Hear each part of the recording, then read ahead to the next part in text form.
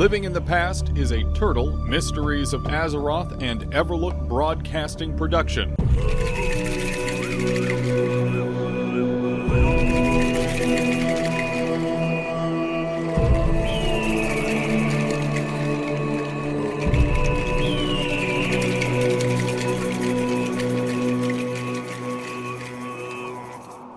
This is Living in the Past, your Everlook Broadcasting Company weekly show about all things Turtle, Mysteries of Azeroth. Today is Friday, November 24th, 2023, and I'm Dan, your host for the next hour. It's Friday once again, and here in the United States, we're one day after Thanksgiving and deep into Black Friday. This worked in my favor, as Zappo isn't even in the Everlook building right now. He's down in Orgrimmar getting his holiday shopping done. Thank goodness, as I didn't really have a plan to keep him out of the studio while we had our show today. But sometimes things just work out. Speaking of things that work out, something I wanted to mention that I won't be subjecting to you all to today is one of my normal traditions this time of year. I've worked in broadcasting many places for a very long time. I started with WoW Radio back in 2005. So I have been there and done that. And every year, this time of year, on the week of Thanksgiving, something I do wherever I'm on the air at is play the entirety of Alice's Restaurant Massacre by Arlo Guthrie. It's 18 minutes long, and there was no way I could legitimately fit it in the show today. I tried, but it just does not make sense. I will say, though, look it up in your own time. It's ridiculous and silly and something I hold near and dear to my heart as not just a broadcaster, but as a Massachusetts resident. As for myself, no shopping for me today. I know a lot of people are out doing shopping and whatnot. I'm holding off till at least later this weekend, and I don't plan on actually going out to a physical store, especially here in Boston, where prices are obscene on the best of days. I'm keeping it to shopping from home for multiple reasons too, as this time of year, retail and customer service workers are abused in the worst ways possible. The less I can add to that, the better. The holidays, as I mentioned in my opening last week, can be a very stressful time. Family obligations, gifting, events all clashing together to try and take up as much of your time, energy, and spoons as possible. It's important, especially over the months of November and December, to act with empathy, care, and respect at all times, and with everyone. Try not to get wrapped up in the whirlwind of it all. Step out of it, and be kind, even when it's difficult. On that note, I want to start out today by talking about good social practices and manners in the World of Warcraft universe.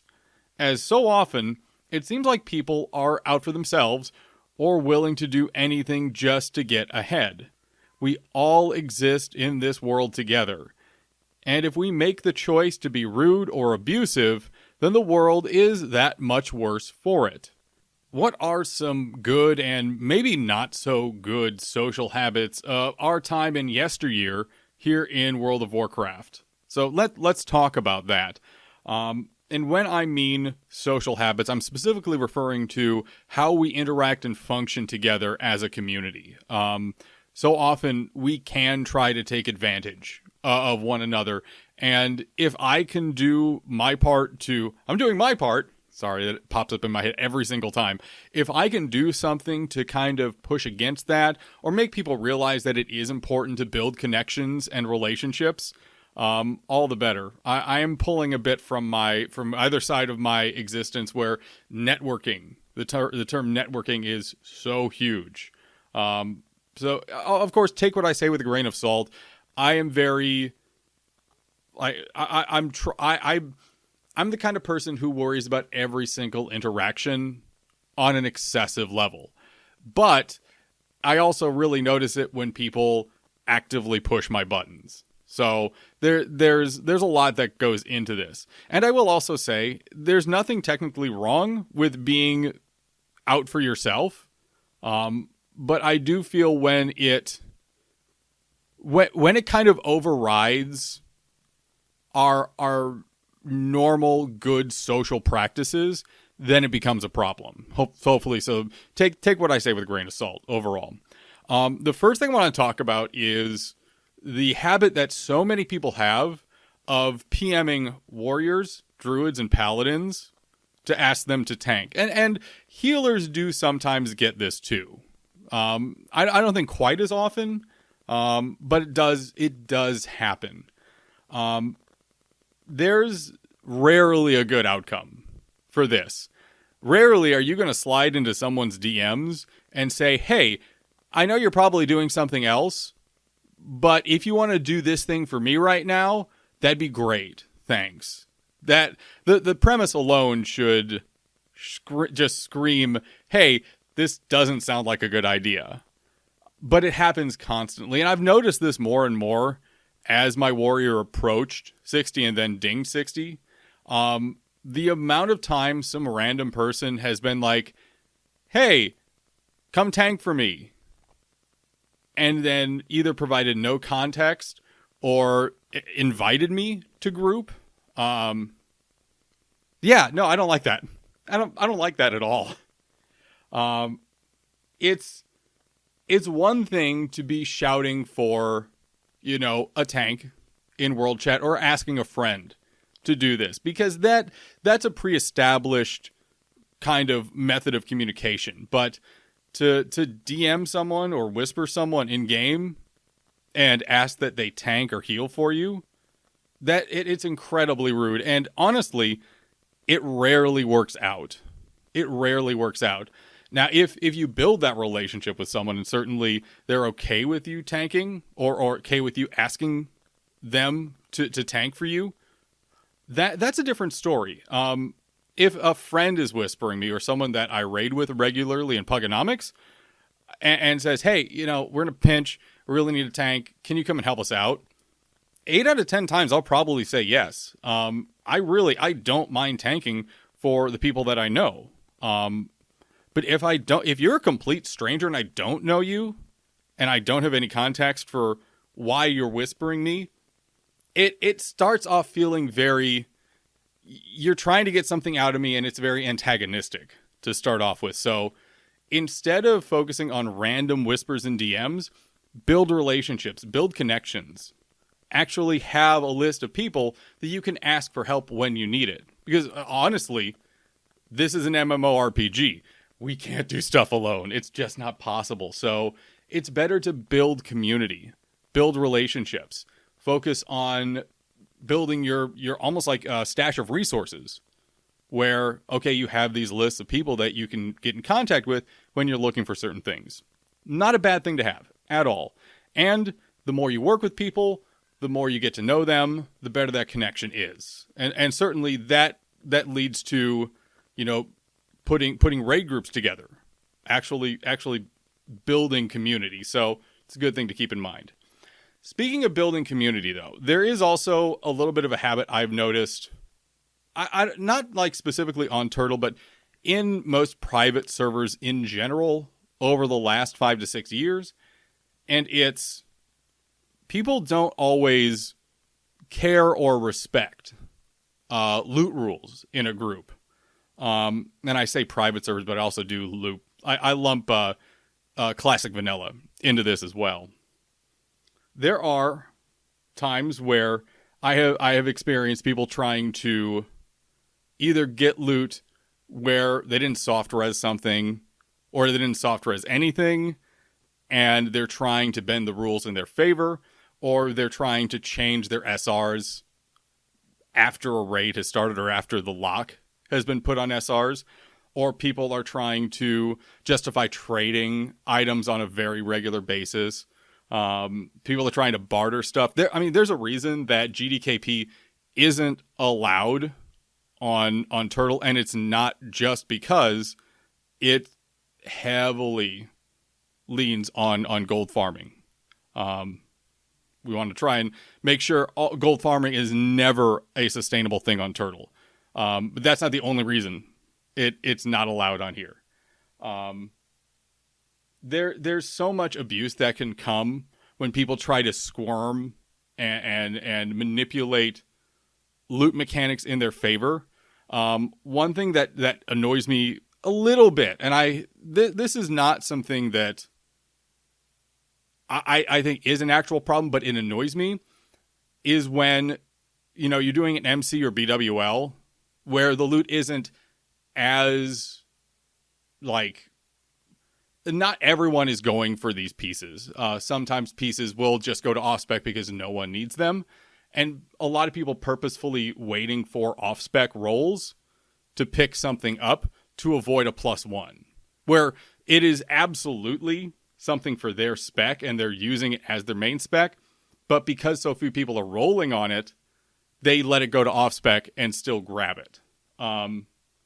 This is a minor nitpick and something I honestly need to relax about, because if so few people want this stuff, it's not important enough to worry about. But I do also see when it can be used maliciously, where, okay, someone picks up 3 or 4 pieces on off-spec rolls and then still wins a huge main spec roll later on against someone who hasn't won anything. That doesn't feel okay to me. That really doesn't. So this is a minor nitpick, but still, the overall idea of this is, please respect and obey a group's loot rules. That's so huge. And on that note, just a minor side note to it, when people argue with or ignore a raid's requirements, so let's say with Molten Core and Blackwing Layer, you're asked to bring some GFPPs. And you decide you're not going to do that, you're not going to bring any, and lo and behold, on Rag or on one of the other fire resist bosses, or on lava packs, you just fall over and over again, and you're not contributing to the group because you didn't bring your fire res gear and you didn't bring your GFPPs. Please, when a raid is posted, check what the requirements are, bring them. I have skimped by this myself on my Shadow Priest, and it's always been to the detriment of the group.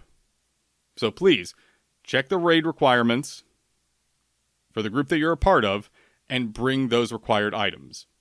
Now, there is a counterpoint to this I do want to bring up, because I try to think of, okay, but how could problems outside these specific issues affect these, what I would consider to be problems? And one thing we're very blessed on here on Turtle is we have a very diverse community with many languages and many different groups. So one good example of this is, let's say a group of raiders specifically focuses on speaking Russian or German, and someone who speaks English regularly joins the group and doesn't speak German or Russian. Naturally, there's going to be serious language barriers and misunderstandings, not because someone's trying to do something malicious, but just because there's a language barrier. So while I do feel these problems are frustrating, cultural and language barriers are a very real thing on Turtle. And it's unfortunate that misunderstandings do come up because of those barriers. So while I would advocate for very aggressively following, or at least taking my advice here from what I've just been talking about, at the same time, it's so important to be understanding with each other and doing our best to work around language barriers. One thing we would like to do at some point in Pugonomics is have people who speak other languages that are common on Turtle available as translators. So Russian, German, a few others, and just making sure we're available and able to help people participate if the language barrier can be overcome on a reasonable basis. More than anything else, and to kind of close out our first segment here, manners maketh the man. Take the time to be caring and reasonable. And if maybe caring isn't an option, at least respectful of barriers and distances. And if someone truly is just acting as a malice, acting out, being a troll, or simply trying to do everything they can to get everything they can for themselves, remove them from the group. Say, hey, you know what? Really don't feel comfortable having you here. The block button is there for a reason. You don't have to invite everyone to everything. If you feel someone doesn't mesh well, take the steps to respectfully remove them. You don't have to be a dick about it in the end. So that's kind of my little mini rant on barriers and being respectful to others in an MMO environment. With that being said, though, as we close up our first segment here on Living in the Past, it seems you all really, really love metal.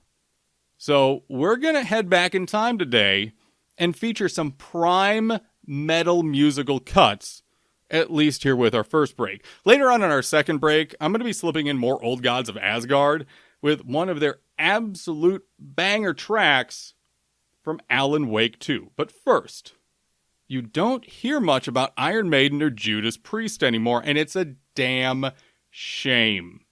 Because they made some of the finest rock metal that I've ever laid my ears on.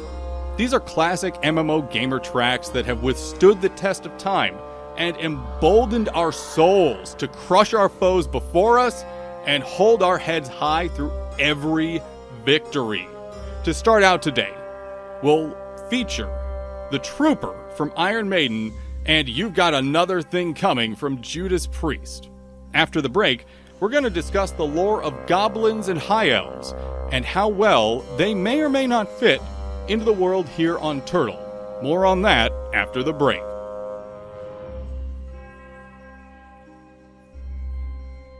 The musical tracks for this episode have been removed due to YouTube copyright. To listen to the full episodes with music, tune in to Everlook Broadcasting every Friday with the in-game radio widget.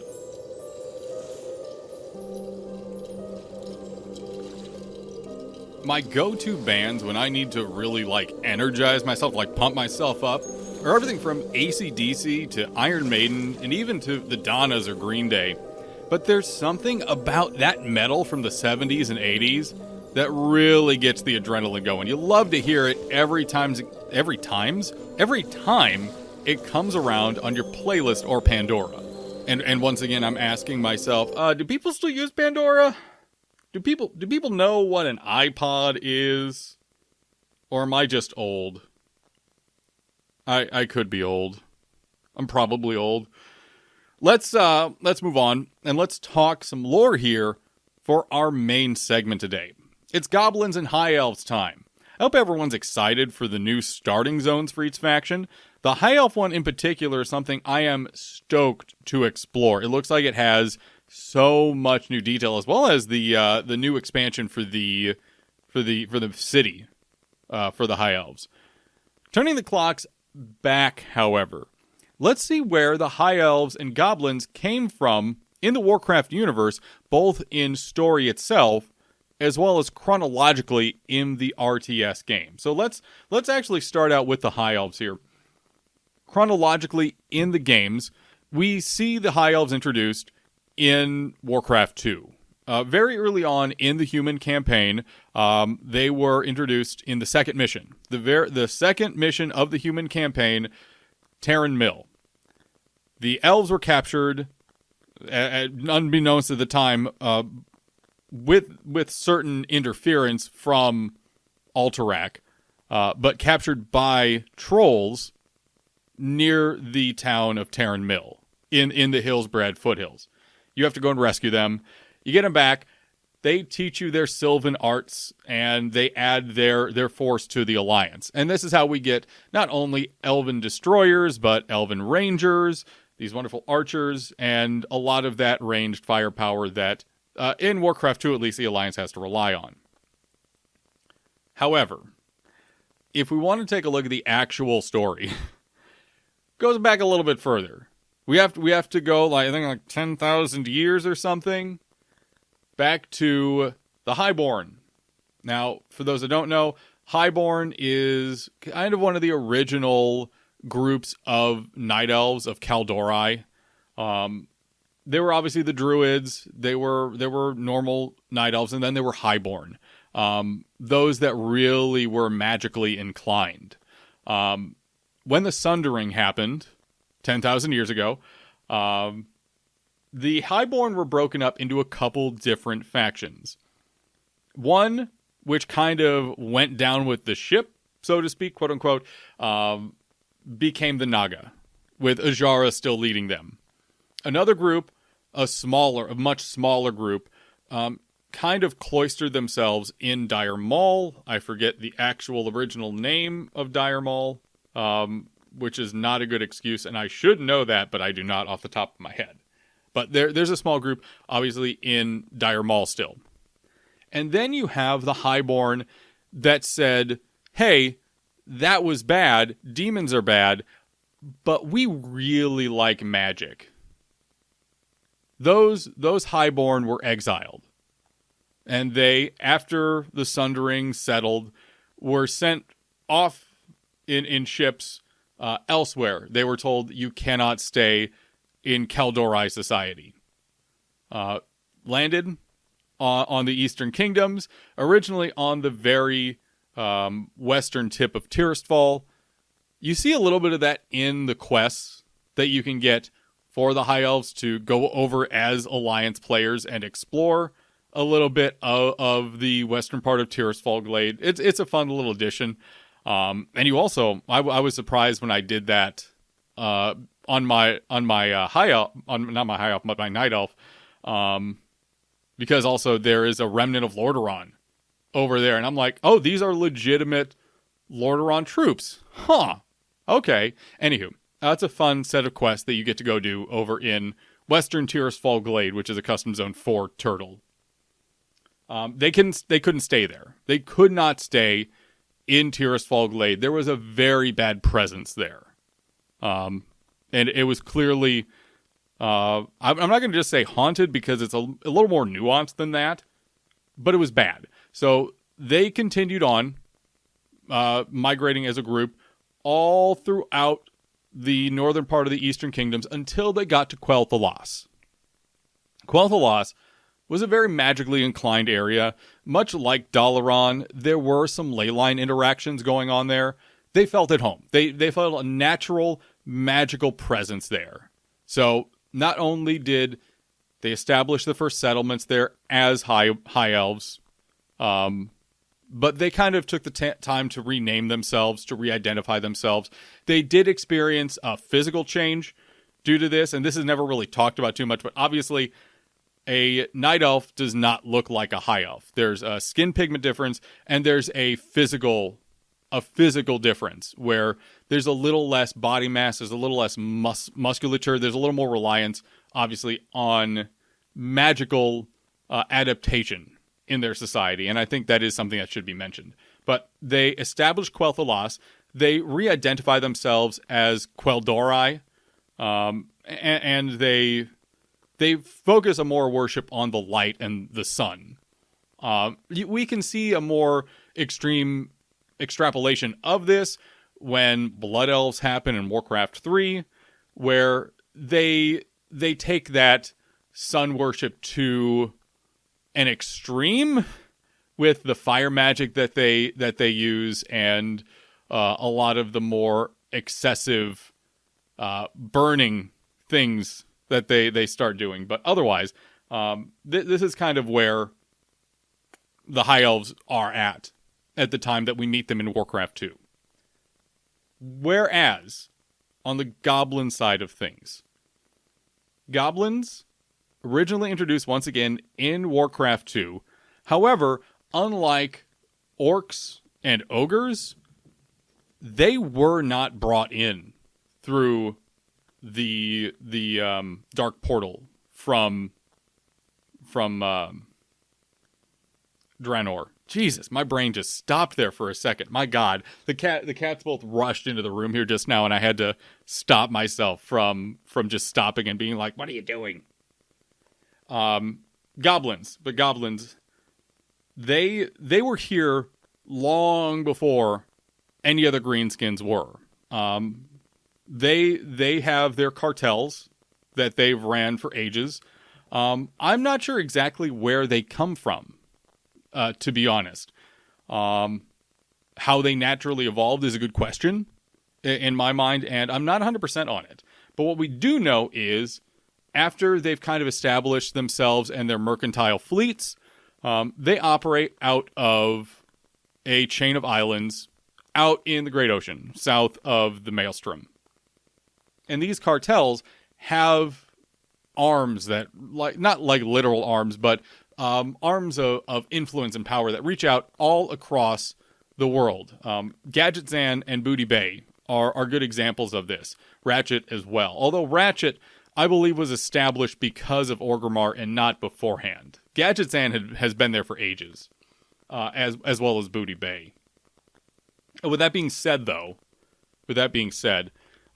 goblins were originally introduced into the Horde during Warcraft 2 as kind of the operations crews for a lot of equipment that they had. Zeppelins were a huge one. You had goblin demolition teams, and they most likely helped with catapult operations as well. They have good mechanical minds, so it would make sense that that would be something they did. They also operated the submersible machine that you had access to as the Horde faction in Warcraft 2, which was essentially just a tiny little tent on top of a turtle, like a giant sea turtle. And you can kind of see this in the world. These some of like the remains of these sea turtles that goblins strapped these tiny boxes and tents to on top of. Their remains are spread throughout the world on some coast. You can find them in game. They're absolutely there. That's a callback to Warcraft 2, and when the goblins were a part of the Horde originally. Now, that kind of leads us up to the end of Warcraft 2 and the world changing throughout Warcraft 3. Both High Elves and Goblins weren't like main characters at that time, although High Elves, as the Scourge campaign goes on, are slaughtered wholesale. So there's a reason we don't see a ton of them until we get to the Blood Elf campaign in Warcraft 3. However, that's Blood Elves. That's not High Elves. Important distinction. Warcraft 3 really doesn't give us much for Goblins, although some of the work that is done for Orgrimmar, especially during the Orc campaign in Warcraft 3 Frozen Throne, is fun to see. It's definitely fun to see. And you can again see callbacks to that in Ratchet.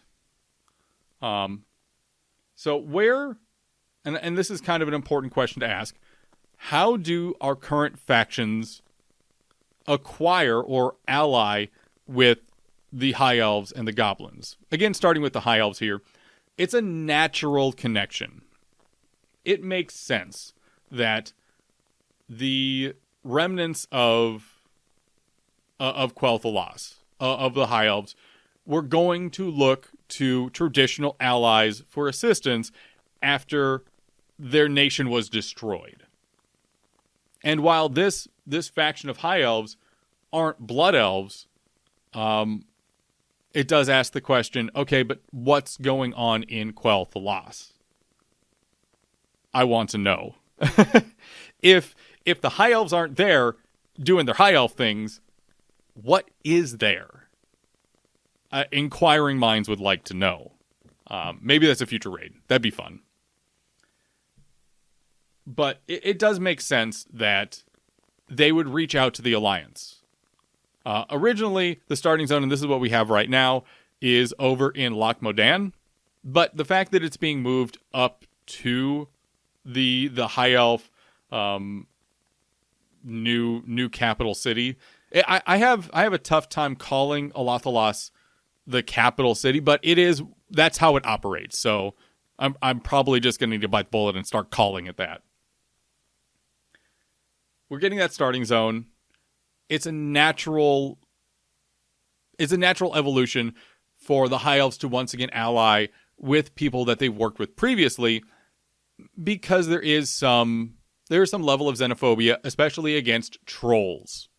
High elves do not like trolls. There is a long history of them killing each other on a very regular basis because they both believe they're on each other's land.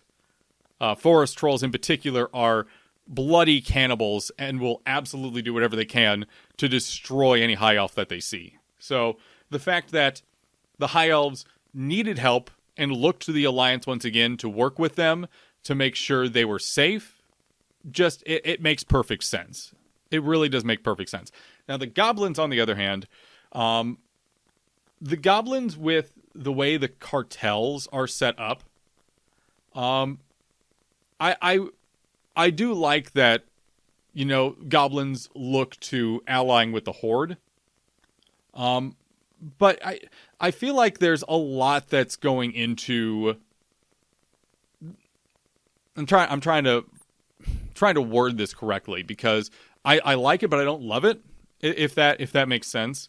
I love the excessive flourish that the Goblin story has, especially when it comes to working with the Horde once again and settling in Durotar. I love that. And I'm excited to see what the story on the new starting island is going to be for the Goblins. But it would make just as much sense for me, and this is me being a little boring. This would be boring, so I'm glad Turtle isn't doing this. But it would make just as much sense for me for a Goblin cartel to once again say, okay, I want to make some money in this faction versus faction back and forth. We worked with these dudes previously, and okay, it didn't really work out, but let's roll the dice again here. That feels like a very Goblin thing to do. Maybe it'll work out better this time. And that's just me. It does feel like a lot of the current Goblin starting stuff is making a big deal about nothing, but also getting away from a Goblin cartel is not necessarily easy. It's called a cartel for a reason. So if I could honestly change I wouldn't change anything with the High Elves. I think that's been done spectacularly. I would love to see more of a reason why Goblins needed to make a big deal about allying with the Horde again. Because, again, right now with the setup, it feels a little bit making a big deal about very little. So I'm excited with the new Goblin starting zone, seeing what the story is there. Having heard all of the previews and the little info drops that Turtle's been putting out for it, I'm excited for it, and I want to see how it's changed.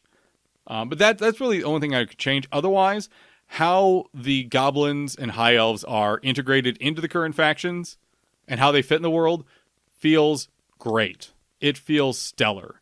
I hope that the Goblins do get more of a city at some point. And maybe, hopefully we see more of what Turtle wants to do with the Reventusk.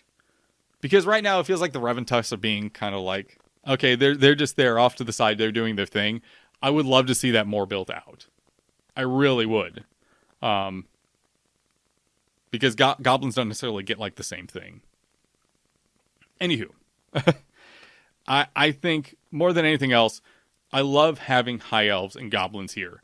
I would love to see ogres. We're probably not gonna have that happen. And I would love to see Warcraft 3 Draenei be a playable faction at some point. Because what Blizzard did to the Draenei with TBC, and we're gonna cover that next week. We're gonna go into next week of Metzen forgot what he wrote. And we're gonna talk about that. I've had a lot of people ask, What is your problem with Draenei? Draenei are fine. TBC was amazing. TBC was amazing. Draenei, I got beef. And not just because I do love my Tauren. But that'll be a story for next week. Now then, goblins in particular certainly know about metal as well. Maybe more so in the wheels and gear sense, though, and not in the context of our next two songs. Megadeth, a staple in the metal world, when they were active at least, stood out for this next song more than any other track they ever made, and for good reason. We open this next break with Symphony of Destruction, and following that, I promised a track from the old gods of Asgard, or Poets of the Fall, as we know them outside the Remedy universe, with their track from Alan Wake 2 called Dark Ocean Summoning. I will give a mild spoiler warning for this song in case anyone wants to experience it in-game first, but there aren't really any story spoilers in it that we need to be worried about.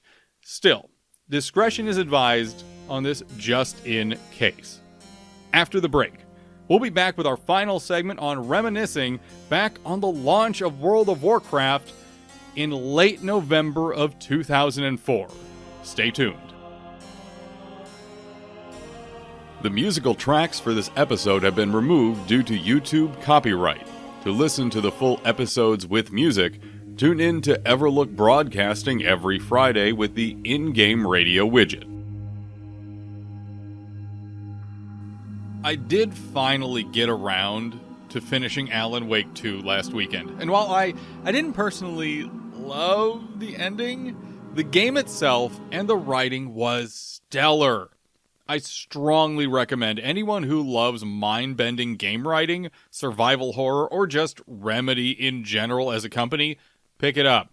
You won't be disappointed. No spoilers. I'm not gonna say anything else, but please just play the game. And I hope everyone loved Dark Ocean Summoning there. It's easily one of my favorite tracks that has come out this year. The month of November marks the anniversary of the launch of World of Warcraft, with midnight launch lines out the door and around the block, and copies of the original boxes flying off the shelves faster than they could be supplied. After the closed beta test and the open beta before launch, I made my first character on November 27th, 2004 on the Laughing Skull server. Hahn, the Orc Warrior, was quickly re-rolled on Maelstrom US when the RP PvP servers came out, and re-rolled as a Tauren as well. From then on, no matter what alt or character I'm currently playing, my heart has always been with the Shu'halo. Previous MMOs that released even on this scale had really never hit that level of success. Most MMO launches, when they were considered successful, were in the tens or maybe even low hundreds of thousands of copies sold. EverQuest was probably one of the bigger examples of this, as well as Dark Age of Camelot, which actually I believe came out after World of Warcraft. However, the original World of Warcraft vanilla sold over 1 million copies just on launch night. Like, in the span of a few hours, over 1 million copies were sold physically at stores. Like, obviously on Steam nowadays or other platforms, if a game sells 1 million copies, right off the bat, either, they had pre-orders ready to go, or there was a major launch, and, it's really not that big a deal to bat an eye at that. But this was the first MMO to just smash those barriers and smash those expectations as well. This was huge. This was massive. This was a true MMO, and not to say there weren't those beforehand. I played a lot of City of Heroes. I have to think about this. And Earth and Beyond. Before that, Earth and Beyond was amazing, and the fact that EA killed it off so quickly, I will forever be upset at them. I have other reason to be upset, but that was a big one. There were so many complications though that actually came from how well World of Warcraft sold. Blizzard did not expect it. Blizzard was not prepared for it. So for months after the original launch of World of Warcraft, there were immense server instability issues. And not only that, not only was Blizzard like struggling to keep the servers from melting this entire time as they tried to ramp up, there were a lot of player side issues as well, and not just in the oh well I got disconnected, oh no kind of sense. There was no phasing at all back in the day. None at all. So on top of the server instability, you had an immense player crowding issue on most servers. Most servers. People obviously wanted to play together, so if a couple of your friends are rolled on one of the high pop servers, you wanted to roll there as well if you can get a copy of the game.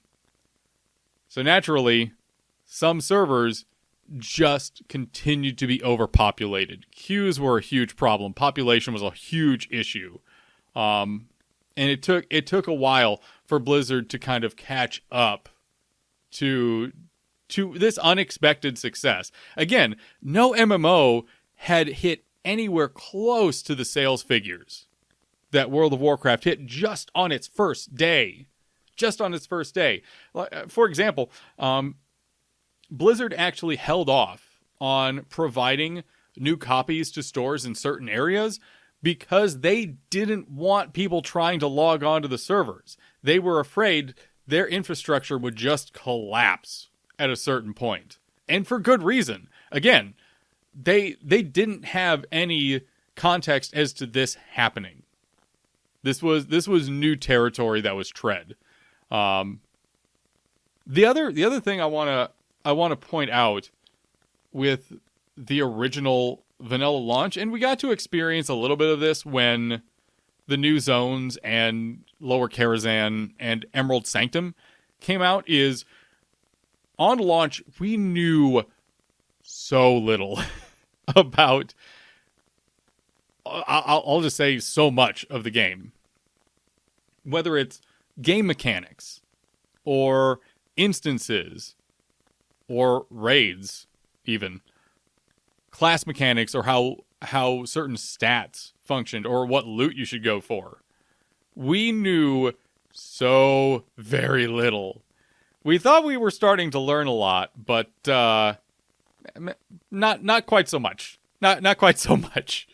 And it was so invigorating. It was so energizing to figure something out about, learning where hit chance really needs to be, about the weighting of weapon skill. I'm bringing up melee stuff because again that's where my brain is, but you get the idea. You get the idea here.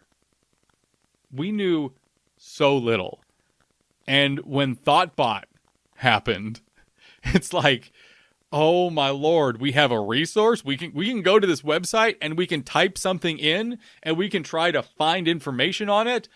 Holy crap! It was incredible. It was mind-blowing. And lastly here, because I don't want to ramble on too long about this. The show is going a little long as is, and that's fine. Finally getting to experience a three-dimensional interpretation of the world. This was really big for me because I had kept so close track of development with the alphas, with the alpha builds that were leaked back in 2003, with the closed beta test and getting to experience certain sections of the world.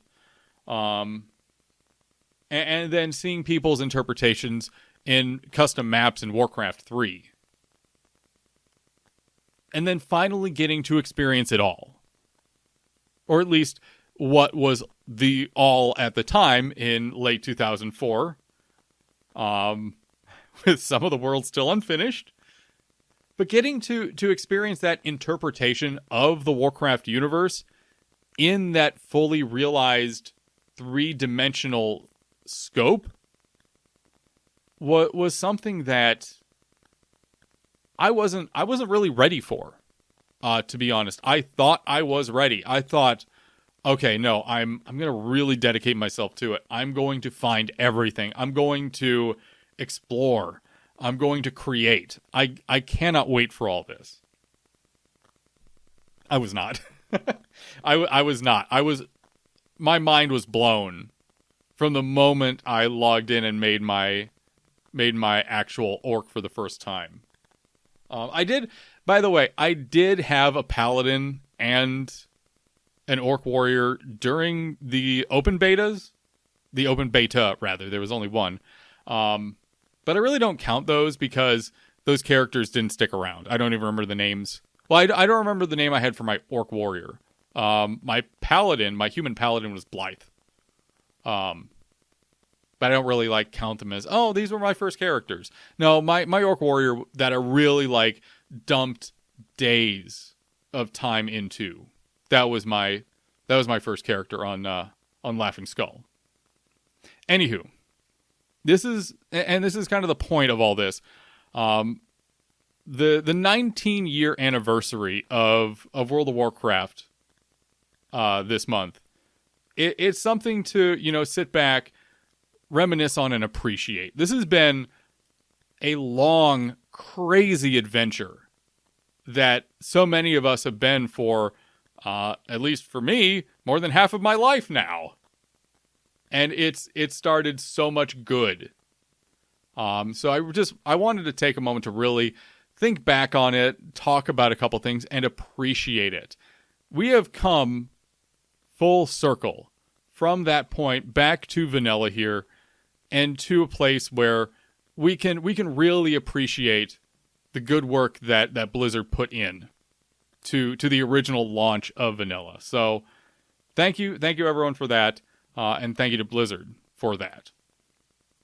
I appreciate you all taking the time to join me today. Our nostalgia continues, even though today's broadcast is now at an end.